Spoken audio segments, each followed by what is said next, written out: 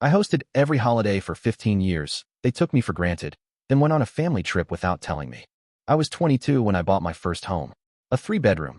Nothing special, but to me it felt like the biggest achievement of my life. It was just outside Columbus, Ohio. Quiet street, small yard, decent kitchen. I still remember the way the front steps creaked the first time I walked up with the keys in my hand. I just landed a solid job out of college doing IT for a logistics company. Not glamorous, but the paycheck came on time, and I wasn't living paycheck to paycheck anymore. At that point, I was full of energy and hope. Stupidly optimistic, really. That first Thanksgiving, I invited my parents and siblings over. Just wanted to have everyone together in my new space. I bought one of those frozen turkeys, spent hours Googling how to defrost it properly, and probably watched a dozen YouTube videos about how to make stuffing from scratch. The food turned out okay, not great, but everyone seemed impressed that I'd pulled it off. My mom made a comment about how proud she was, and my dad clapped me on the back like I'd just won a trophy. That moment stuck with me. The next holiday rolled around, Christmas, and somehow it was just assumed I'd be hosting again. No one asked. It was just a, so what time should we be there situation. I didn't mind, not at first. I liked decorating the place, putting up lights, finding recipes. It made me feel like I had something that tied the family together. My older sister Natalie brought cookies she'd clearly picked up from a store, and my younger brother Ryan showed up with a 6-pack and drank most of it himself. But I was just happy to have people in the house. What I didn't realize at the time was that I was stepping into a role that no one else wanted. And once I had it, no one was going to let me out of it. Easter, Mother's Day, Father's Day, summer BBQs, Halloween parties, Thanksgiving again, Christmas, repeat. By the time I turned 25, I had this routine down to a science. Grocery lists that spanned 3 stores. Recipes sorted into binders. Decorations in plastic totes labeled by holiday. I'd take 2 or 3 days off work just to prep. My fridge would be so full I couldn't fit a bottle of water in there if I tried. And year after year, they came. 8. Left. Barely a dish washed. Natalie started bringing her boyfriend. Then her boyfriend's kids. Then her boyfriend's kids' friends. Ryan once showed up an hour late and asked if there was anything still hot. They never called ahead. Never brought extra food. They'd just show up, eat, and park on the couch like royalty while I ran around making sure everything didn't collapse. One summer, I had a barbecue plan for the 4th. I'd spent all week cleaning the backyard, even bought one of those pop-up canopies and a new set of chairs. Made homemade burgers, smoked ribs, grilled corn. I was sweating through my shirt and reapplying sunscreen every hour. Ryan showed up with a couple of buddies, no warning. Drank all the beer, left a mess of bones and paper plates, then bailed before sundown. My trash was overflowing, and I ended up scrubbing grease off the patio alone at midnight. I should have said something, but every time I tried, I got the same look from my mom. That disappointed, lip-pursed expression like I was betraying some unspoken rule. "Kevin, you're the glue that holds us together," she'd say. "You're so good at this." Like I was being complimented. But it didn't feel like a compliment. It felt like a job I didn't apply for. The tipping point came when I hosted Easter a few years ago. I made lamb, which is not cheap, and spent the whole weekend prepping sides, cleaning the house, setting up decorations. Natalie showed up 40 minutes late, didn't even apologize, and then got annoyed that the eggs her boyfriend's daughter brought to hide weren't dyed. Ryan was already 2 beers in by the time I finished setting the table and had the nerve to ask why the deviled eggs were missing paprika. I was so tired I couldn't see straight. And when everyone left, I stood there in the kitchen, looking at a mountain of dishes and empty wine bottles, and realized something. No one thanked me. Not once. I was 31 by then, and I felt like I had aged 10 years in that kitchen. The holidays kept coming, and I kept hosting. By that point, it wasn't even a question anymore. My house was holiday HQ. I tried one year to suggest we alternate, maybe do Thanksgiving at Natalie's place, or even rent a cabin and all chip in. You'd think I suggested we cancel Christmas. My mom looked hurt. My dad didn't say anything. Natalie said her apartment was too small. Ryan just shrugged and asked if I was having a midlife crisis. I gave in, like always. At 35, I look back on that enthusiastic 22-year-old who thought hosting holidays was a way to build tradition and feel connected. That guy had no idea what he was starting. He didn't realize that once you give people something nice, they'll expect it forever. That once you make yourself the host, the planner, the caretaker, it becomes your identity, your responsibility, your burden. I didn't know that back then, but I know it now.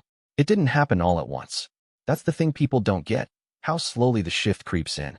One holiday, everything's great, and the next, you're standing over a sink full of dishes while everyone else is watching football like they didn't just inhale a meal you spent 3 days preparing. I think it started somewhere around the 3rd or 4th year. Back when I was still convinced that if I just tried a little harder, they'd appreciate it more. Spoiler alert, they didn't. Ryan got lazy about it first. He used to bring a pie, maybe some wine, but then it became just a six-pack of whatever was on sale.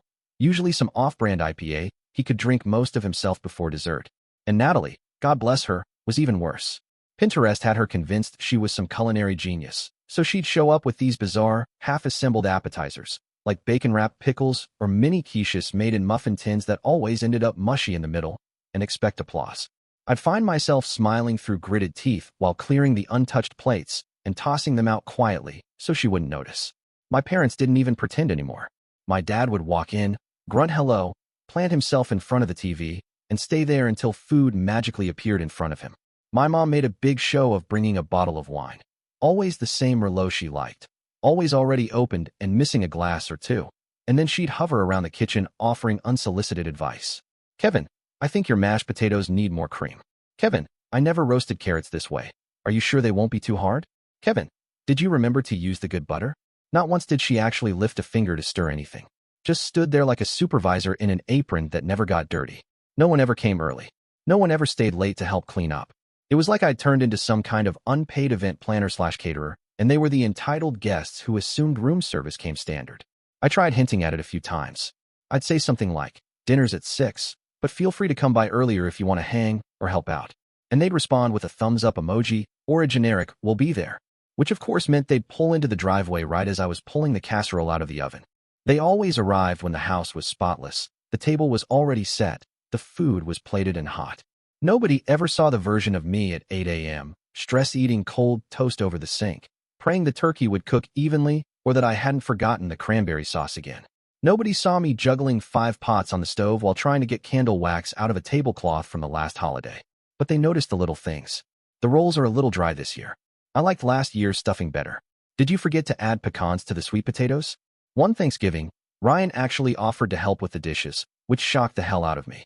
But what that really meant was he rinsed 2 plates, left them leaning against the sink at a weird angle, and then disappeared to the living room with a beer in hand, muttering that he'd done his part. Natalie once tried to organize my spice drawer while I was still cooking, which meant I couldn't find anything for the rest of the night. And my parents? I swear my dad acted like lifting his plate to the sink would throw his back out. I'd ask for help and he'd say something like, I did my part. I showed up, didn't I? I kept telling myself it would balance out. That maybe Christmas would be different. That maybe this time someone would say, hey Kevin, sit down, we've got the cleanup. But it never happened. Instead, they started bringing more people. Plus once. Natalie's college roommate 1 year, Ryan's new girlfriend the next, then her dog. Yes, they brought a dog to Christmas dinner. And not once did anyone ask, hey, is this okay with you? I just had to make it work. Find extra chairs, grab another set of plates, stretch the food. It was always on me. 1 year, I caught the flu the day before Thanksgiving. Not a little cold, I mean full body chills, fever over 100, throat like sandpaper. I called my mom and said maybe we should skip this year or push it back. Her response? Just keep it simple, sweetheart. Maybe don't do the fancy stuff this time. Right. Just turkey, stuffing, mashed potatoes, green beans, rolls, pie, cider, wine, appetizers. Nothing fancy. I cooked that whole meal on Dayquil and Gatorade, sweating through my hoodie, having to sit down every 10 minutes so I wouldn't pass out. And they showed up, ate it all, and then complained that I didn't make the sweet potato casserole with the marshmallows that Natalie likes. I think that was the moment something broke in me. Standing there in the kitchen with a full sink, a pounding headache, and not one thank you from the people who were supposed to be my family. Just criticism, messes, and the sound of football on TV. It wasn't a tradition anymore. It was a cycle, and I was stuck in it, exhausted, unappreciated, and too afraid to admit that I didn't want to do it anymore. Because if I stopped, who would? And what would they say about me if I did? By the time I hit my 30s, every holiday felt like I was gearing up for war. Not in a funny, oh it's stressful but worth it way. I mean it literally drained me. Physically, mentally, financially. I'd start planning weeks in advance, juggling grocery lists longer than some short stories, trying to figure out how to pull off yet another holiday that everyone else would show up to like guests at a catered event. The fridge would be full of ingredients I'd spent hundreds on. I'd go to 3, sometimes 4 stores just to find the right brand of cranberry sauce or the only brie my mom would eat. My counters would be stacked with casserole dishes, roasting pans, baking trays, cooling racks, spice jars, grocery bags. Like a cooking show exploded in the kitchen and no one stuck around to clean up the mess. Every holiday morning, I'd be up at the crack of dawn, dragging myself to the kitchen with a cup of coffee and a tight knot in my stomach. My back already hurt before I'd even started. The turkey alone took half the day. I'd prep it the night before, get up early to preheat the oven, baste it like it was my life's purpose. I had to time everything perfectly, too. Sweet potatoes in before noon, rolls ready to rise by 11, green beans sautéed fresh so they didn't turn limp. And dessert wasn't a side thought either. I made pumpkin pie from scratch, not canned filling, not pre-made crusts. I used heavy cream and real vanilla. And I still heard about how the crust was better 2 years ago. I'd be standing over a boiling pot of gravy, trying not to burn it, when someone would wander in, sniff the air, maybe grab a deviled egg from the tray I hadn't even put out yet, and ask, "Need anything?" That question wasn't real. Because the second I actually said yes, "Can you set the table, or chop these, or stir that?" they were suddenly busy. Ryan would remember he needed to check something on his phone, or go find the game on TV. Natalie would disappear to touch up her makeup, then reappear 20 minutes later when everything was ready and act surprised that I did it all myself. My parents would just sit in the living room like royalty visiting their summer estate. The last time I asked my dad if he could help bring in the folding chairs from the garage, he said he didn't want to hurt his shoulder again. He hurt it once bowling, 5 years ago. And the money. God, the money. I don't think anyone in my family has a clue what it costs to host these things. Between the food, drinks, decorations, and last-minute runs to pick up extra ice or a forgotten ingredient, I was shelling out hundreds each time. No one ever offered to chip in. I'd get maybe a bottle of wine, maybe some flowers, and a half-hearted thanks if I was lucky. One Thanksgiving, I added up my receipts just out of curiosity. $817. Gone. For one day. And I didn't even get leftovers because everyone packed them up like I was a damn buffet. It wasn't just the day itself either. It was the days before, the nights spent chopping vegetables until my hands cramped, vacuuming every corner of the house, cleaning bathrooms so no one would dare judge a dust bunny. Then came the aftermath. They'd all leave, stuffed and sleepy, offering vague promises to help next time. And I'd be left staring at a wrecked kitchen with a trash can overflowing and a sink so full I couldn't see the drain.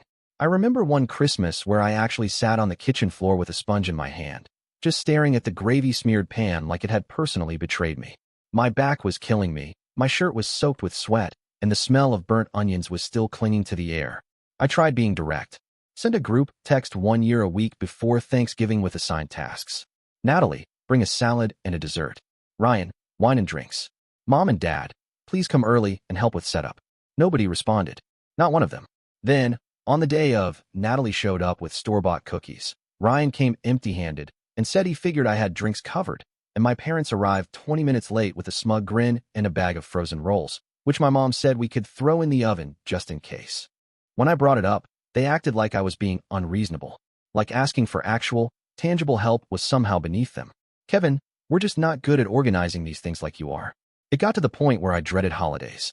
Not because I didn't want to see my family. I still loved them in that distant, obligatory way, but because I knew what was coming. The exhaustion, the work, the sense of being invisible until something went wrong. And then I'd hear it. Why is the gravy cold? Did you forget to light the candles? Are there only 2 kinds of pie this year? Each time I'd promise myself I wouldn't let it get to me. But by the end of the night, I'd be alone in the kitchen, wrists sore from scrubbing pans, feet aching from standing since sunrise, mind racing with every little thing that went unappreciated. I'd sink into the couch after everyone was gone, too tired to even change clothes, staring blankly at the TV while reruns played and empty wine glasses collected rings on my coffee table. And I'd think, why do I keep doing this? Why am I the only one who gives a damn? But then a few months would pass. The memories would blur. My mom would call, cheerful and oblivious, and say, "So we're all counting on you again for Easter, right?" And just like that, I'd say yes. Like a fool. Like I didn't already know exactly how it would end.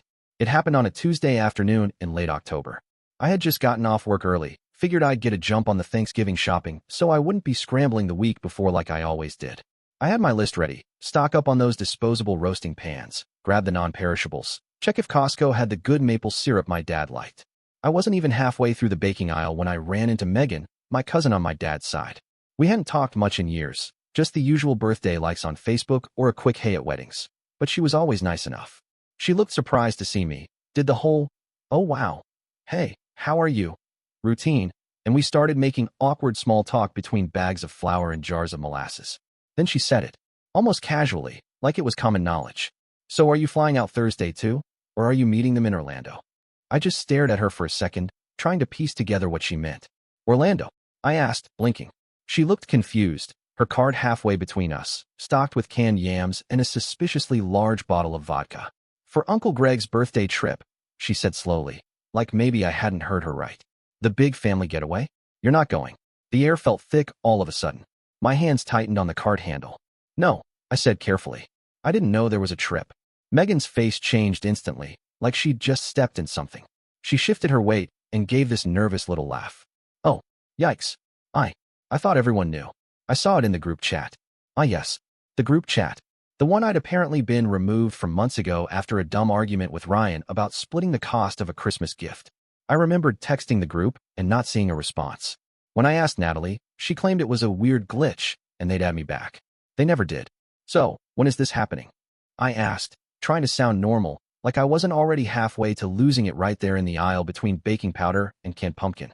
They're flying out next Friday, she said, voice suddenly light and apologetic. They're staying at one of those resorts with the golf courses and the pools. You know, for Uncle Greg's big 65th. I think Ryan booked the house through Airbnb or something. It's got, like, 8 bedrooms. Lisa said your parents were super excited about it. I nodded slowly, the fluorescent lights buzzing too loudly in my ears. Cool, I said, even though I could barely hear myself over the roaring in my head. Yeah? Sounds nice. Megan winced. God, I'm sorry. I figured they told you. I wouldn't have said anything if I knew. No, it's fine. I cut in, forcing a smile so hard my jaw hurt. It's totally fine. She gave me a weird look, mumbled something about needing to grab pie crusts, and hurried off. I just stood there, staring down at the giant jug of vanilla extract in my cart like it might explain something. The worst part? They weren't just going. They were planning to be back the week of Thanksgiving like nothing had happened. Like I was supposed to welcome them home with roasted turkey and pumpkin pie after they all went on a secret vacation without me. That drive home was one of the quietest I've ever had. No music, no calls, just me gripping the steering wheel with white knuckles, cycling through every year I'd been over backwards for these people. Every morning I'd gotten up early to baste their damn birds. Every night I'd spent scrubbing wine stains out of the carpet while they laughed and relaxed and slipped out the door with leftover containers and no thank you. It wasn't even about the trip. Not really. It was about the way they didn't think twice about leaving me out. The way they just assumed I'd still host Thanksgiving like nothing had happened. Like I wasn't even a person worth mentioning plans to. Like I was the help, not the brother, not the son, not the one who'd been holding this whole holiday tradition together with duct tape and goodwill for the last decade. And that's when it hit me. I wasn't family to them. I was a function. I was a free venue. A chef. A dishwasher. A convenience. And the second I stopped being useful, they forgot about me. I got home, dumped the groceries on the kitchen counter, and just stood there staring at the pile of ingredients. The vanilla, the cans of pumpkin, the bag of pecans I only ever bought because my mom liked them toasted and sprinkled on top of the sweet potatoes. It all looked ridiculous now. All that work, all that money, and for what? To feed people who didn't even think I was worth inviting to a birthday trip for our uncle? Not even a courtesy text? That was the moment something in me snapped. I didn't throw anything, didn't yell. I just grabbed my phone, pulled up the last message from Natalie, something dumb from months ago about someone bringing extra napkins, and stared at it. Then I opened the family group thread I hadn't been in for months and scrolled back through the old messages I'd saved out of habit. Photos of my food. Comments about the table decor. The occasional great job, Kev, that felt faker now than it ever had. I stared at that screen for a long time. Then I deleted the chat. Deleted every single message from every one of them. Set my phone face down on the counter, walked into the living room, and turned on the TV. For the first time in years, I didn't make a to-do list. I didn't check the fridge. I didn't think about place settings or recipes or whether I had enough foil. I just sat there, quiet, numb, empty, and more furious than I had ever been in my entire life. I didn't make a big speech or plan some dramatic confrontation. I just sat down the next evening, after work, and typed out a group message. Short, direct, and impossible to misinterpret. Hey everyone, just a heads up, there won't be Thanksgiving at my house this year. I'm taking a break. That was it. One sentence. I stared at it for a moment before hitting send, my thumb hovering over the screen like I was about to detonate something. And maybe I was. The first reply came from Natalie. Wait, what? What do you mean no Thanksgiving? That was followed almost immediately by a separate text. Is everything okay? Then Ryan chimed in with the emotional sensitivity of a brick wall. Are you serious right now? A minute later, my mom called. I didn't answer. I let it ring out, watched the screen flash her name. Then the voicemail icon popped up. I didn't need to hear it. I already knew exactly what she'd say. Some variation of Kevin. Honey, don't be silly, or we were counting on you, or you know how important this is to the family. The next hour was just a stream of messages. My dad sent me a one-liner. This isn't like you. Natalie tried guilt. The kids were looking forward to it. I already told them about the pies. Ryan, naturally, got defensive. So what?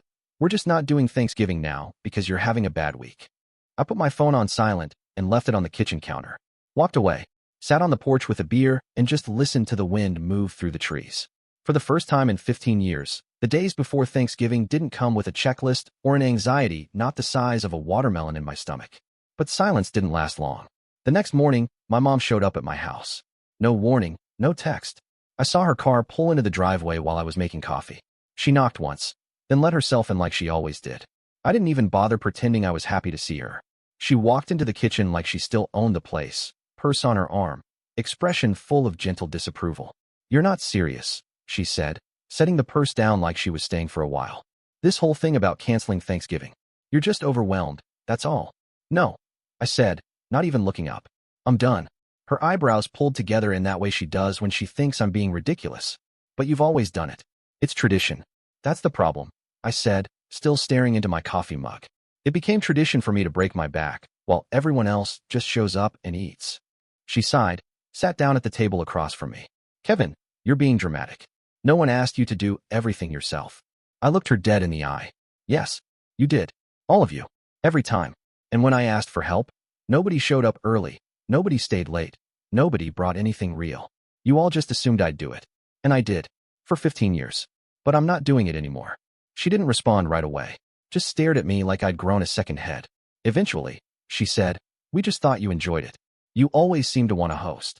I wanted to, at first, I said quietly. I wanted to bring everyone together.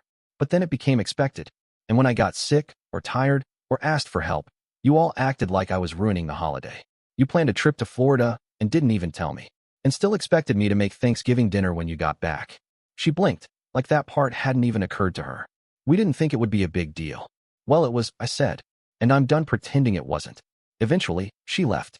She didn't argue much after that. Just gathered her things and said, I hope you reconsider. I didn't answer. Over the next few days, the rest of the family tried every tactic in the book. Natalie sent me links to Thanksgiving recipes and said she could help this year if I changed my mind. Ryan offered to bring all the drinks, which honestly made me laugh. My dad called and said, I know you're upset, but punishing everyone isn't the answer. I didn't respond to any of it. I just let it all wash over me like background noise. And as the week went on, it became clear that none of them had any backup plan. No one offered to host themselves. No one volunteered a potluck or a restaurant or anything else. Because they never had to. Because I was the plan. I had always been the plan. And now I wasn't. The fallout wasn't quiet. Natalie was the first to lose it. She called me the next day, her voice already sharp before I even picked up. You're seriously canceling Thanksgiving? Just like that. I didn't say anything right away, and she took the silence as some kind of personal attack. Do you even realize how selfish that is? People are counting on this, Kevin. The kids were excited. Mom's been talking about your stuffing for weeks. I leaned against the kitchen counter, holding the phone like it was burning my ear. You mean the stuffing I make by hand while everyone sits around watching TV? The one you don't even help chop the onions for? She scoffed. That's not the point. You can't just drop something this important without warning. I laughed quietly, more out of disbelief than anything else. Funny, like how you all dropped me from the Florida trip without warning. That shut her up for half a second, but then she pivoted. This isn't about Florida. Don't make it about that. You've hosted for years. That's your thing. Everyone has their role, and you're the one who keeps us together. Yeah, I said. And I'm tired of being the only one who gives a damn. She hung up on me. Just like that. Ryan wasn't much better. He texted me first, some half-baked attempt at guilt-tripping me with wow. Real mature, Kev. Then he followed up with a voice message where he basically ranted for 2 minutes straight about how I was ruining Thanksgiving for no reason, and how not everything is about you. I didn't even bother listening to the rest. I just deleted it. But later that night he called, drunk probably, and said something that stuck. You think you're punishing us, but you're just making it weird. We're your family, man. This is what we do. You can't just shut it all down like you're some kind of martyr. I didn't even answer. What was I supposed to say? That I didn't want to be their unpaid caterer anymore? That I was sick of pretending like I wasn't drowning under the weight of their expectations? My parents were subtler about it, but honestly, that almost made it worse. My mom left a voicemail that sounded like she was on the verge of tears. Kevin, sweetheart, I know things have been tense, but this isn't the way to handle it. Your father and I just want everyone to be together. We were so looking forward to sitting around your table again. It won't be the same without you. Like she hadn't walked into my house a week earlier and acted like I was being dramatic for not wanting to cook a full Thanksgiving dinner after being left out of a family vacation. My dad took a different route. He texted me one sentence. We raised you better than this. That was it. No call. No explanation. Just that single line meant to cut like a blade. And honestly, it did. But not the way he probably intended. It didn't make me feel guilty. It just confirmed what I already knew, that he didn't see me as someone with limits or needs or boundaries. Just a son who was supposed to perform on cue. They didn't ask why. They didn't ask how I was doing or what led me to finally say no. They just jumped to being hurt, being inconvenienced, being disappointed. Like I had pulled the rug out from under them without reason. Like the last 15 years of thankless effort didn't count for anything the second I said I needed out. It was like I'd broken some invisible contract, one they never bothered to explain but expected me to uphold no matter what. Their shock wasn't about the loss of a meal or a gathering. It was about losing their assumption that I would always be there to carry the weight. And now that I wasn't, they didn't know what to do. So they lashed out, called me selfish, dramatic, irresponsible. And all I could think was, for once, I had done something for myself. And if that made me the villain in their little holiday play, so be it. Thanksgiving morning, I woke up when I felt like it. No alarms. No frantic mental checklist. No pounding headache from a week of running myself ragged, trying to keep up appearances. Just me, the soft November lights spilling through the blinds, and the quiet hum of a house that, for once, wasn't filled with the tension of looming expectations. I made coffee. Real coffee, not the rushed kind I used to chug between flipping casseroles and peeling potatoes. I sat on my couch with a blanket, my mug warm in my hands, and watched the trees swaying outside. It was the first time in over a decade I'd spent the morning of a holiday without stress coursing through every muscle in my body. I didn't cook a turkey, didn't set a table, didn't fold napkins into little decorative shapes or worry whether the green beans were seasoned enough for my dad's impossible standards. I made what I wanted. A small roast chicken, some roasted carrots, and a simple stuffing I threw together without even glancing at a recipe. No timing charts taped to the fridge. No timers buzzing every 10 minutes. No text messages asking what time they should arrive or if I had remembered to get extra whipped cream for the pie. I didn't even bake a pie. Around noon, I got a text from my friend Ben. Nothing big, just a "you still good for dinner?" I told him earlier in the week that I might swing by if I felt like it.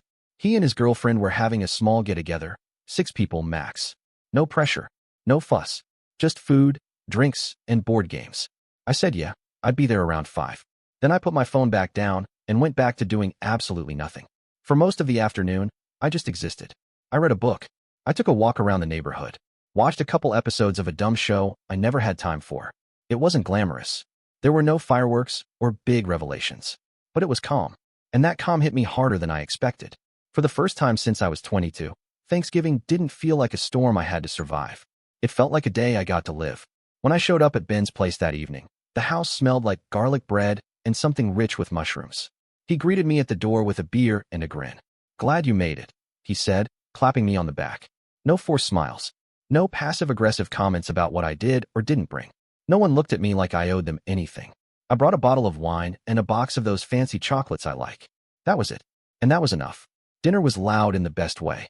People laughing, talking over each other, passing dishes without ceremony or expectation. We ate off mismatched plates. There were paper towels instead of cloth napkins.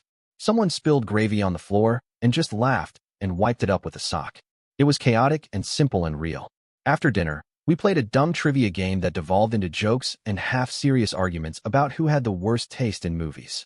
At one point, I looked around the table, at people who weren't family by blood but had somehow made space for me without strings, and I felt something I hadn't felt in a long time.